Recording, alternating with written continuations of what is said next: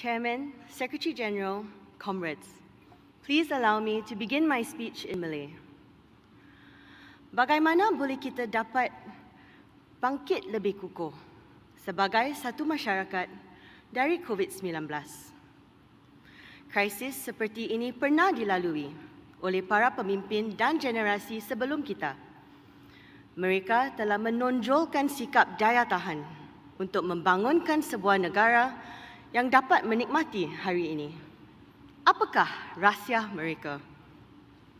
Yang pertama, menyediakan dan merobotkan peluang untuk bangkit lebih kukuh.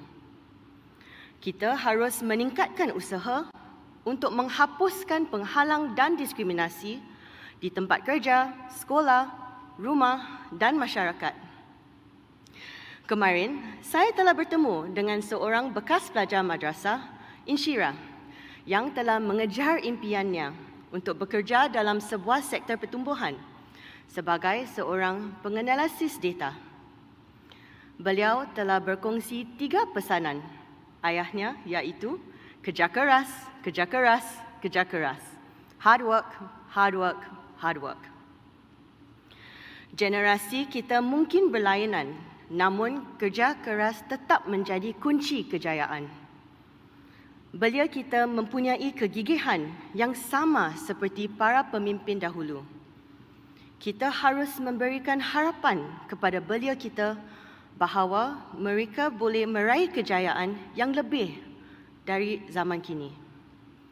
Pemerintah harus menjadi pemangkin untuk memastikan bahawa keadilan dan akses kepada peluang akan sentiasa ada. Kedua, sokongan untuk bangkit lebih kukuh. Pandemik ini telah memburukkan lagi jurang sosial di dalam masyarakat.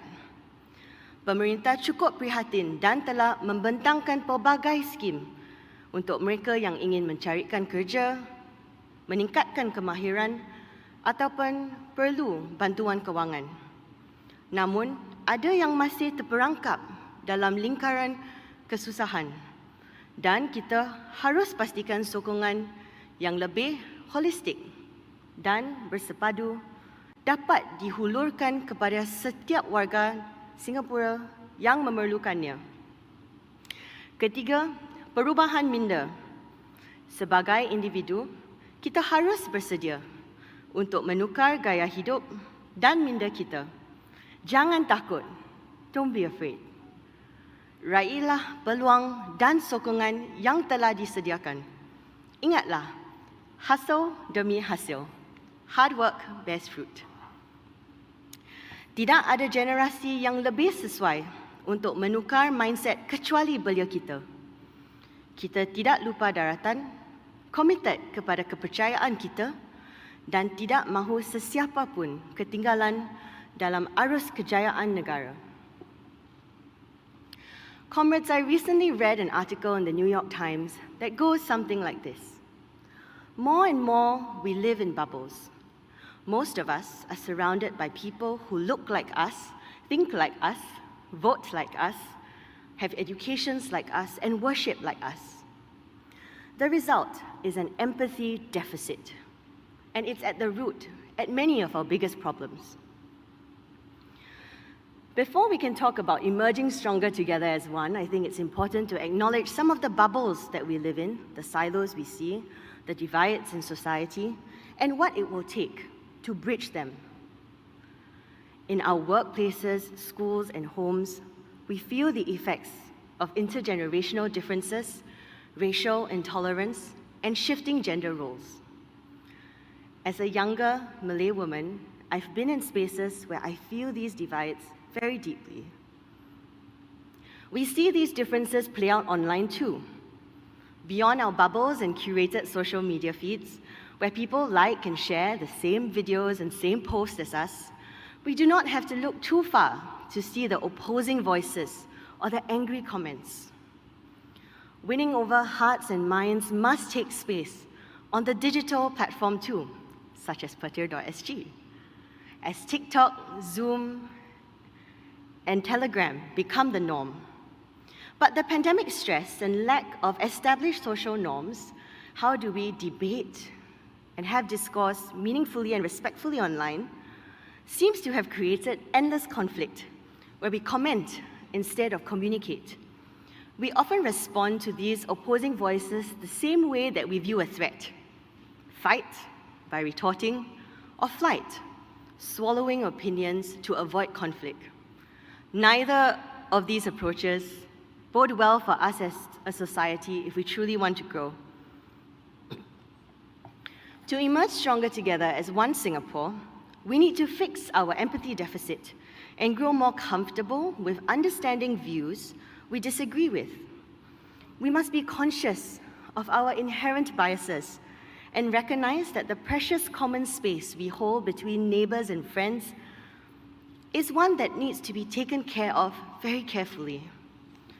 The differences in society are not a threat.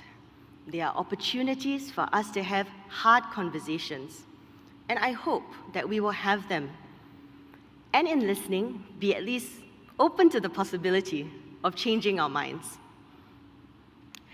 More than any trait during this time, I call for empathy that goes two ways. Empathy should drive us to amplify the voices of others, join forces for a shared cause, for our future. We have always been a party of action, and empathy is how we will continue to stay relevant and continue to take meaningful action for our Singaporeans. Isn't this why we became activists?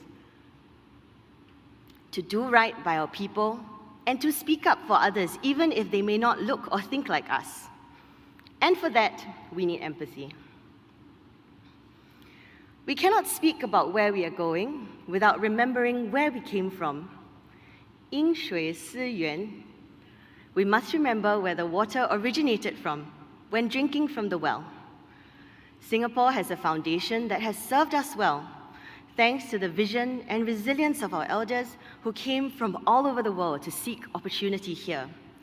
The next generation can build on this for an even better Singapore, harnessing the strength of our diversity. Our youth are growing up in a time where rapid change is the only constant. It is important to ground our youths in traditions, but also make space to allow them to blaze the trail for Singapore. Our youth can only do this with the support of those who have come before us. 他们站在巨人的肩膀上. I thank many of our activists and leaders for giving the next generation, including my fellow classmates in class of 2020, for your mentorship and guidance. In particular, I'm thankful for my seniors in Ang Mo Kio and Chengshan Seletar branch for walking alongside me, even though I must have seemed so different. I truly appreciate your trust, and I don't take it lightly. I am often asked for my thoughts on youth. I am optimistic about our youth who take action for causes that they believe in. Youth may make up approximately 25% of our resident population today, but they are 100% of our future. How many times have you heard an organization say, "Let's bring more youths in. We need youth." But I do not always see organizational culture which genuinely want to engage our youth and empower them. We cannot call for youth involvement and in the same breath not make space for their voices, experiences, or dismiss them with labels. We must listen with empathy, hear out their views as respectfully as we want ours to be heard. Think about the way that we communicate as much as the message itself. We should always welcome and nurture their interests instead of lamenting how their ways are not the same as ours. There is no magic formula to engaging with young voters. When they look at us, how much of themselves do they see in our party, in our leaders? How many of them believe and trust that we will speak up on issues which matter to their demographic? What would make our own children want to continue to wear this white on white? Youth are not apathetic. There are amazing ground-up initiatives, social enterprises, tutoring for children, caregiving for elderly efforts, mental well-being initiatives, and fighting for the environment. I could go on. But many youth feel disconnected from the process, from our institutions, viewing it as too slow a way to create change compared to how fast things are moving around us. And so, they self-organize, planning social movements on the ground and occupying space online. We must meet them there. Where red tape stops them, our youth will get things done in their own way, with or without us. Let it be with us, and let us continue to take action as a party which values empathy, relevant for every generation. Thank you.